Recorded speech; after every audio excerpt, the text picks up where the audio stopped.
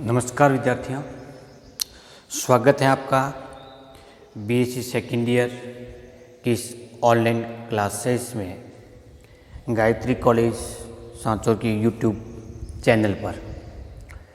आज हम पढ़ने जा रहे हैं general introduction of botany. BSc second year में बॉटनी की कुल 3 पेपर होते हैं। पहला पेपर है taxonomy and embryology of angiosperms. Second है एनाटॉमी, इकोनॉमिक्स बॉटनी और एथेनोबॉटनी। थर्ड पेपर है cell biology, plant breeding and evolution. इन 3 पेपर में हम पढ़ेंगे क्या? इससे पहले कि यदि आपने गायत्री कॉलेज सांचौर के यूट्यूब चैनल को सब्सक्राइब नहीं किया है तो सब्सक्राइब कीजिए, जिससे आप डायरेक्ट इससे जुड़ सकें। इस ऑनलाइन क्लासेस में इस चैनल पर अपलोड होने वाले वीडियो के बारे में जानकारी प्राप्त करने के लिए बेल आइकन को प्रेस कीजिए, चैनल को लाइक कीजिए और इसको शेयर कीजिए। तो हम बात कर रहे थे जनरल इंट्रोडक्शन के अंतर्गत पहला पेपर। विद्यार्थियों, पहला पेपर है वो taxonomy and embryology of angiosperms से रिलेटेड है। इसके अंतर्गत आवर्त बीजों की वर्गीकी और भ्रूणिकी का अध्ययन किया जाएगा। वर्गीकी में हम पढ़ेंगे विभिन्न प्रकार की वर्गीकरण पद्धतियाँ, उनके गुण और दोष, एंजियोस्पर्म में पाई जाने वाली विविधता जो आवास के संदर्भ में हो, उसकी शारीरिक संरचना के संदर्भ में हो, उसकी आयु से संबंधित हो, स्वभाव से संबंधित हो। इसके अतिरिक्त विभिन्न पादपों के कुलों का अध्ययन, फैमिलीज को पढ़ेंगे। जबकि एम्ब्रियोलॉजी में पादप के लैंगिक जनन संरचना, लैंगिक जनन की प्रक्रिया और एम्ब्रियो डेवलपमेंट को पढ़ा जाएगा। सेकंड पेपर है वो है एनाटॉमी का, जिसके अंतर्गत पादप की आंतरिक संरचना जो विभिन्न काट के माध्यम से की जाती है, तो आंतरिक संरचना का अध्ययन करेंगे। आर्थिक वनस्पति विज्ञान के अंतर्गत पादपों का मानव के लिए क्या उपयोग है, आर्थिक महत्व क्या, लाभ क्या है, हानि क्या है, तो महत्वपूर्ण लाभदायक पादपों के बारे में पढ़ा जाएगा। जबकि एथेनोबॉटनी, जिसे हिंदी में लोक वनस्पति विज्ञान के नाम से जाना जाता है, इसके अंतर्गत वन में रहने वाले मनुष्यों का पादपों के साथ संबंध क्या है वो पढ़ा जाएगा। किस प्रकार से जंगल में रहने वाले मानव वनस्पति को संरक्षित करने का कार्य करता है, उन पौधों को अपने रीति रिवाज के अनुसार किस प्रकार से उपयोग में लिया जाता है, उनका रहन सहन क्या होता है, इनका रीति रिवाज क्या होता है, इत्यादि के बारे में एथेनोबॉटनी अथवा लोक वनस्पति विज्ञान के अंतर्गत पढ़ेंगे। तीसरा जो पेपर है वो सेल बायोलॉजी, जिसमें कोशिका की संरचना, उसकी अनुवांशिकी, जैव विकास और पादप प्रजनन, जिसके माध्यम से पादप की उन्नत किस्में विकसित की जाती है, के बारे में पढ़ा जाएगा। तो विद्यार्थियों, ये 3 पेपर हमें बीएससी सेकेंड ईयर के अंतर्गत पढ़ने हैं। हम आज प्रारंभ कर रहे हैं पहले पेपर से, जिसका नाम है taxonomy and embryology of angiosperm में पोर्शन टैक्सोनॉमी से। टैक्सोनॉमी का शाब्दिक अर्थ होता है वो है वर्गीकी। वर्गीकी पढ़ने से पहले हमें उसकी मॉर्फोलॉजी पढ़नी पड़ती है, और मॉर्फोलॉजिकल डाइवर्सिटी इसका सबसे पहला टॉपिक होता है। सबसे पहले पादप के स्वभाव और उसके अंदर पाई जाने वाली विविधता पढ़ते हैं, तब जाकर के उसकी टैक्सोनॉमी इजी वे से पढ़ सकते हैं। जब तक हमें पादप की बाह्य संरचना के बारे में, उसके आवास और प्रकृति के बारे में जानकारी नहीं होती, तब तक हम वर्गीकी नहीं पढ़ सकते। तो टैक्सोनॉमी पढ़ने के लिए हमें उसकी एक्सटर्नल मॉर्फोलॉजी पढ़नी पड़ती है। तो हमारा टॉपिक इसी से रिलेटेड है, जो आपके पहले यूनिट से संबंधित है, मॉर्फोलॉजिकल डाइवर्सिटी इन प्लांट्स, पादपों में पाई जाने वाली आकार की विविधताएं।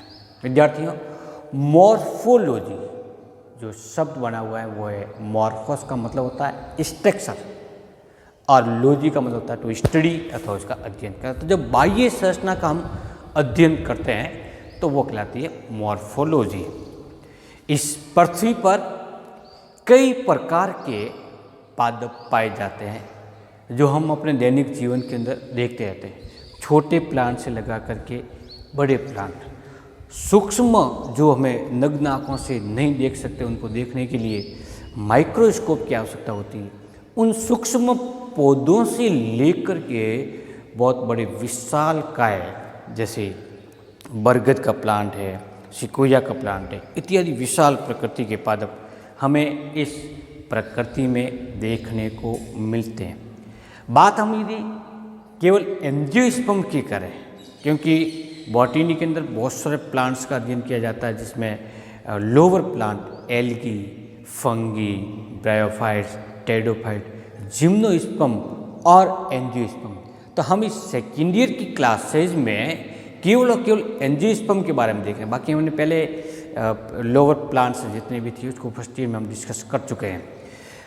तो इस एंजियोस्पर्म को बेंथम और हुकर ने जब इसको क्लासीफाई किया था, उसको डिवाइड किया था, तो उसको मुख्य रूप से 3 क्लास में डिवाइड किया था, 3 सब डिवीजन में डिवाइड किया था, वो जिसमें डाइकोटिलेडनी, जिम्नोस्पर्मी और मोनोकोटिलेडनी थे।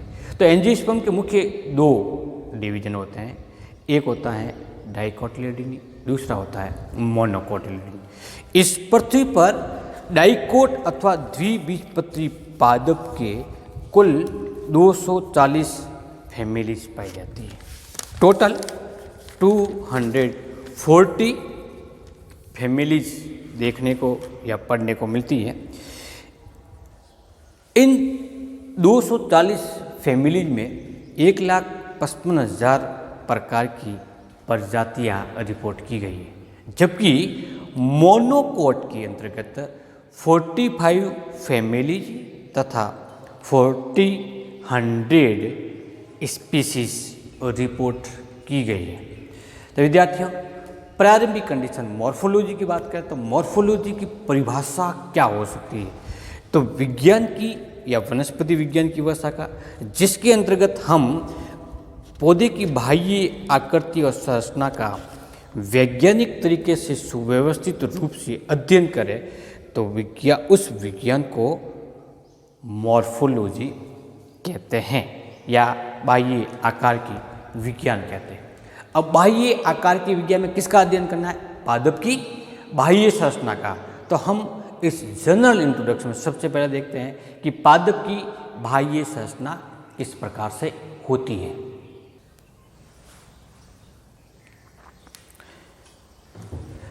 मोनोकोट हो या डाइकोट हो, एंजियोस्पर्म्स के अंतर्गत पाए जाने वाले पादपों को बाह्य आकृति के आधार पर 2 भागों में विभक्त करते हैं।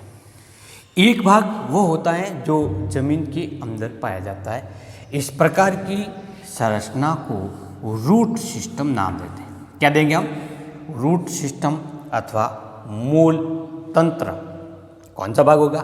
पादप का भूमिगत भाग जो इसको स्थिर रखता है। इसके अतिरिक्त पादप का वायवीय भाग जितना भी होता है, एरियल पार्ट होता है, वो एरियल पार्ट पूरा का पूरा शूट सिस्टम या परोतंत्र कहलाता है। इसका मतलब बाह्य संरचना के आधार पर पौधे को हम 2 सिस्टम में डिवाइड कर सकते हैं। पहला रूट सिस्टम और दूसरा शूट सिस्टम। रूट 2 प्रकार की होती है, एक तो होती है फाइब्रस रूट और दूसरी होती है टैप रूट। एक तीसरे प्रकार का भी हमें पढ़ने को मिलता है एडवेंटेटिव रूट अथवा उसको अपस्तनिक मूल कहा जाता है। इस शूट सिस्टम के अंदर कौन कौन से पार्ट होते हैं? इसका स्टेम होगा पहला भाग। यदि वो वृक्षीय स्वभाव का है तो उसको हम ट्रंक नाम से जानते हैं, जो आगे के मॉर्फोलॉजी के अंदर पढ़ेंगे। इसके अतिरिक्त स्तंभ के ऊपर कई प्रकार की स्टेम ब्रांच निकलती है। मूल रूप से ब्रांच की और स्टेम की संरचना लगभग एक जैसी होती है। इसके बाद में इसमें लीफ विकसित होती है, ये भी प्रोतंत्र का भाग होता है। इस लीफ के बाद में इसमें फ्लावर विकसित होते हैं और फ्लावर में फर्टिलाइजेशन के बाद में फ्रूट बनते हैं और फ्रूट के अंदर क्या क्या बनेंगे? सीड्स का निर्माण होगा अथवा बीज बनेगा। तो इस प्रोतंत्र जो सबसे विकसित प्रकार का पादप भाग है, इसमें क्या क्या है? स्तंभ है, उसकी शाखाएं हैं, पर्ण पाई जाती है, फल पुष्प पाया जाता है, फल पाए जाते हैं और बीजों का निर्माण होता है। मॉर्फोलॉजी के रूप में या मॉर्फोलॉजी के अंतर्गत हम पादप की इन संरचनाओं को पढ़ेंगे। जैसे मूल की परिभाषा क्या होती है, मूल का कार्य कैसा क्या होता है, उसका उद्भव कैसा होता है, कितने प्रकार की होती है, ये प्रकार उसमें यांत्रिक कार्यों के आधार पर, उसमें खाद्य पदार्थ के संग्रहण के आधार पर अथवा कार्य के आधार पर उसको हम डिवाइड करेंगे। इसके बारे में पढ़ेंगे। स्तंभ की बाह्य संरचना कैसी होती है, शाखित होता है, अशाखित होता है, वो भूमि से ऊर्ध्व स्थिति में खड़ा हुआ होता है अथवा जमीन के ऊपर लेटा हुआ होता है, तो इसकी प्रकृति के अंतर्गत पढ़ेंगे।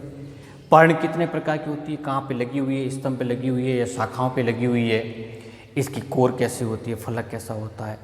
इसी प्रकार के फ्लावर के बारे में पढ़ेंगे, फ्रूट के बारे में पढ़ेंगे, सीड के बारे में पढ़ेंगे। तब जाकर के किसी भी पादप की बाह्य संरचना कंप्लीट होती है और यही बाह्य संरचना मॉर्फोलॉजी कहलाती है। इसकी मॉर्फोलॉजी के आधार पर हम पादप का वर्गीकरण अथवा उसकी टैक्सोनॉमी पढ़ी जाती है। तो हम पादप के सबसे पहले स्वभाव के बारे में बात करेंगे।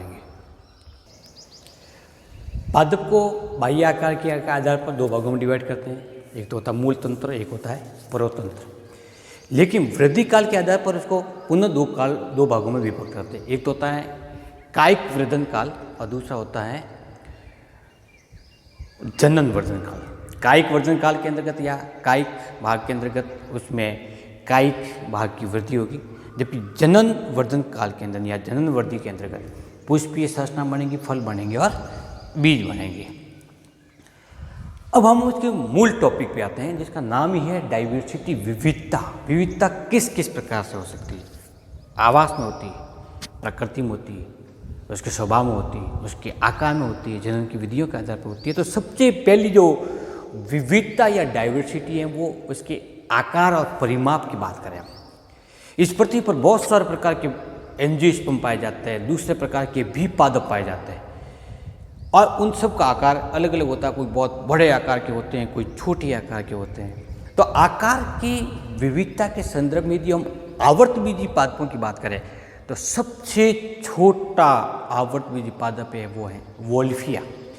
विद्यार्थी, वोल्फिया एक जलोद्भिद पादप है, जलीय आवास के अंतर्गत पाया जाता है, जिसका संपूर्ण पादप शरीर का व्यास ही 0.1 से लगा करके 1.0 मिलीमीटर ही होता है। तो बहुत ही छोटा प्लांट होता है। इस पादप के अंतर्गत प्लांट बॉडी के रूप में, पादप शरीर के रूप में एक पर्ण पाई जाती है और वो पर्ण भी होती है पर्णाभ स्तंभ प्रकार की होती है, जो हरे रंग की छोटी वो अंडाकार होती है।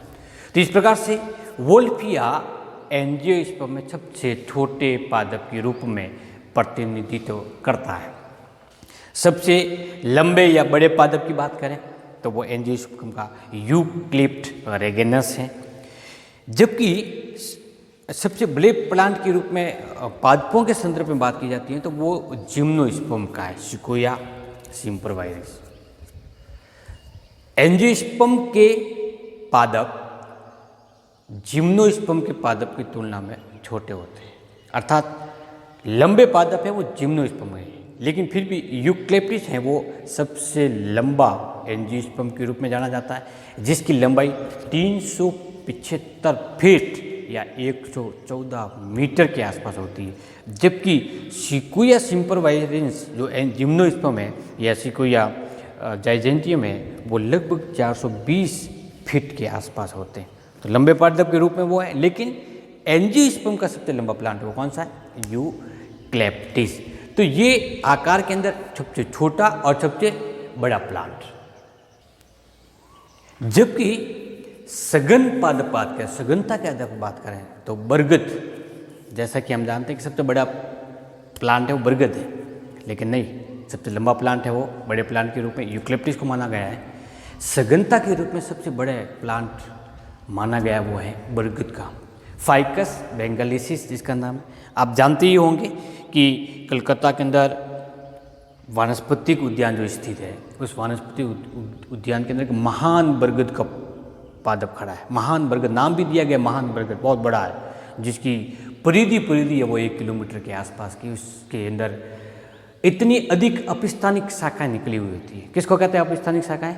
तो विद्यार्थी आपने देखा होगा कि बरगद की शाखाओं से नीचे की ओर लटकती हुई कई सारे शाखाएं निकलती है, जो धीरे धीरे जमीन को स्पर्श करते हुए जमीन के अंदर चली जाती है।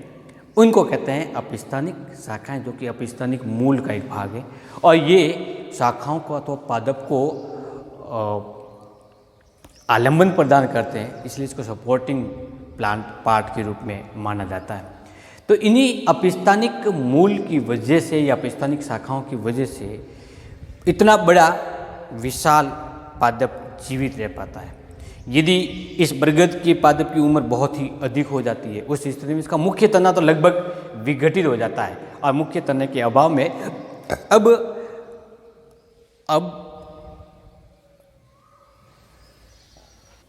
आलंबन प्रदान करना तथा जल अवशोषण का कार्य अपस्थानिक मूल के द्वारा की जाती है, जिसको अपस्थानिक शाखाएं भी कहते हैं। इस अपस्थानिक शाखाओं के कारण ही इस बरगद का फैलाव बहुत ही अधिक होता है, इसलिए इसको सबसे सघन पादप के रूप में मान्यता प्राप्त है। डाइवर्सिटी की जब बात करते हैं, सेकेंड जो डाइवर्सिटी है वो इसके जीवन काल से है। डाइवर्सिटी इन लॉन्गेविटी के संदर्भ में है। पादप कई प्रकार के होते हैं, किसके आधार पर? जीवन काल के आधार पर। कई बार हम देखते हैं कि बरसात के मौसम के अंतर्गत अचानक कई सारे पौधे उग जाते हैं, उनका बीजों का जर्मिनेशन हो जाता है, ये बीज पहले से ही उस भूमि में पड़े हुए हैं और जल की उपस्थिति में वो अंकुरित हो जाते हैं। लेकिन कुछ एक पौधे ऐसे हैं जो लगभग 10 से 15 दिन के बाद में गायब हो जाते हैं, वहाँ से सूख करके नष्ट हो जाते हैं। कोई महीने या 2 महीने के बाद में ख़त्म हो जाते हैं, कई साल भर तक रहते हैं, और कई पौधे ऐसे हैं जो अपन को दूसरी साल या तीसरी साल को भी देखने को मिलते हैं। इसका मतलब इस पृथ्वी पर पाए जाने वाले सभी पौधे उन अपने अलग अलग जीवन काल के लिए जाने जाते हैं। जीवन काल के आधार पर ही पादपों को 4 श्रेणियों में विभक्त किया गया है।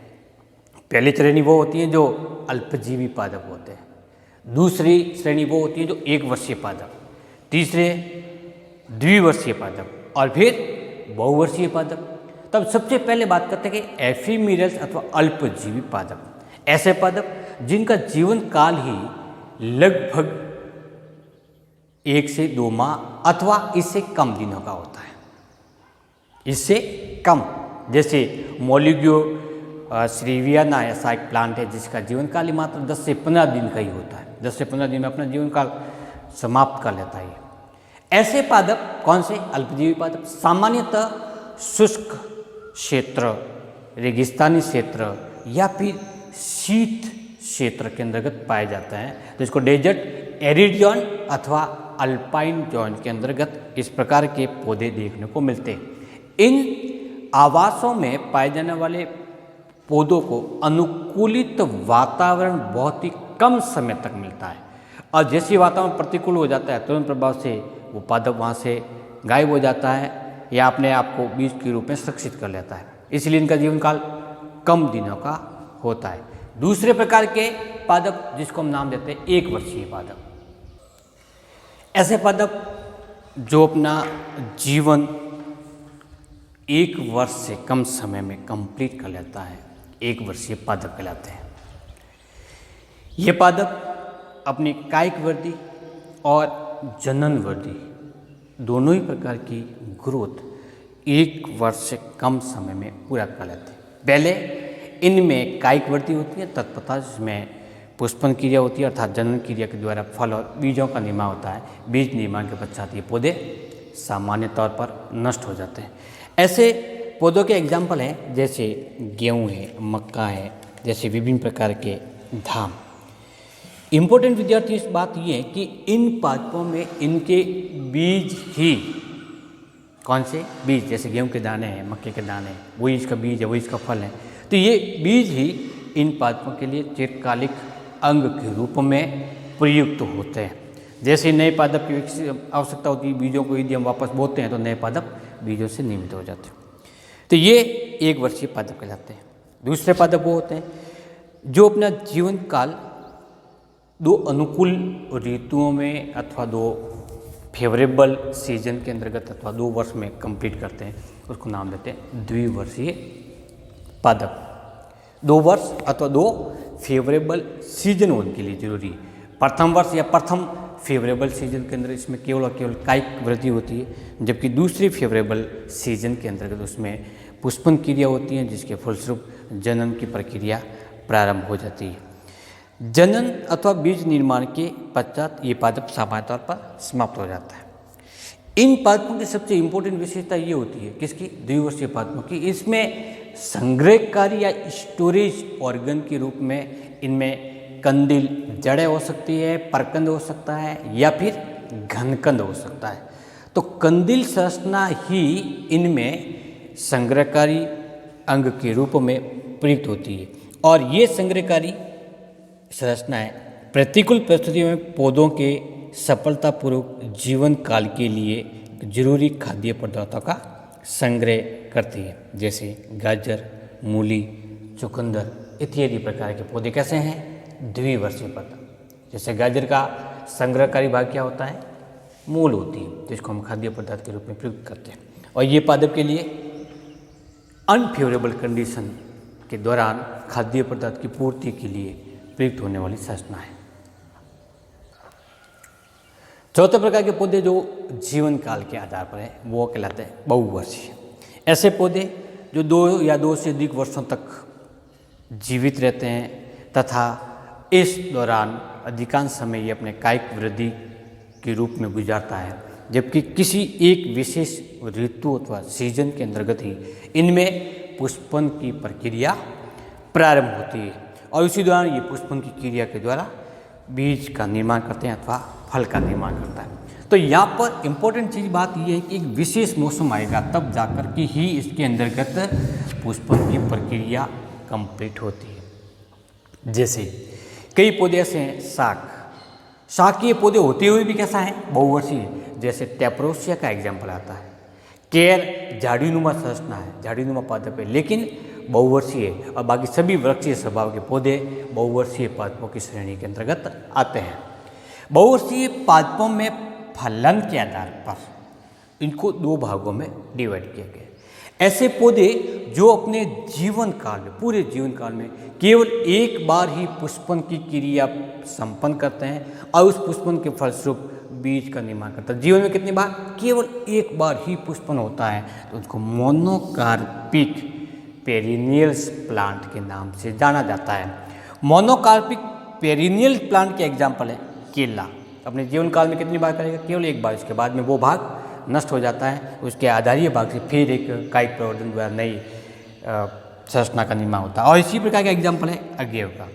दूसरे प्रकार के फलन के आधार पर है वो पॉलीकार्पक, जो अपने जीवन काल में एक से अधिक बार पुष्प धारण करते हैं, फल का निर्माण करते हैं, बीजों का निर्माण करते हैं, उनको नाम देते हैं पॉलीकार्पिक। अधिकांश पादप जिनको हम प्रकृति में देखते हैं वो पॉलीकार्पिक कैटेगरी के। प्रत्येक वर्ष ऐसे पादप जिस पर प्रत्येक वर्ष पुष्प आते हैं, फलों का निर्माण होता है, वो सब के सब कैसे कहलाएंगे, पॉलीकार्पिक पेरिनियल्स प्लांट कहलाते हैं। आपके दिमाग में सही आया होगा, आम, नींबू, सेब, चिक्कू, कई प्रकार के फलारी पौधे सब के सब कैसे हैं, पेरिनियल है। और कैसे हैं, पॉलीकार्पिक। क्यों है, प्रत्येक वर्ष इसके ऊपर फल आते हैं। तो विद्यार्थियों, आज हमने इस प्रारंभिक इंट्रोडक्शंस लेसन्स के अंतर्गत हम पढ़ा मॉर्फोलॉजिकल डाइवर्सिटी इन प्लांट्स में डाइवर्सिटी के दो प्रकार। पहला प्रकार था वो उसके साइज में डाइवर्सिटी थी, और जो दूसरा डाइवर्सिटी जो पड़ी है वो इसकी लॉन्गेविटी अथवा जीवन काल की है। हम नेक्स्ट टॉपिक में इस डाइवर्सिटी को कंटिन्यू जारी रखेंगे। टॉपिक को पूरा समझने के लिए आप पूरा वीडियो ज़रूर देखें, और आज के टॉपिक को या इसके सेकंड पार्ट को समझने से पहले उसके फर्स्ट पार्ट के वीडियो को ज़रूर देखें, जिससे आपको आसानी से समझ में आ सके। विद्यार्थियों, यदि अभी तक आपने इस चैनल से जुड़ने के लिए जुड़े नहीं है या जुड़ने के लिए सब्सक्राइब नहीं किया तो सब्सक्राइब कीजिए, जिससे आप चैनल से डायरेक्ट जुड़ सकें।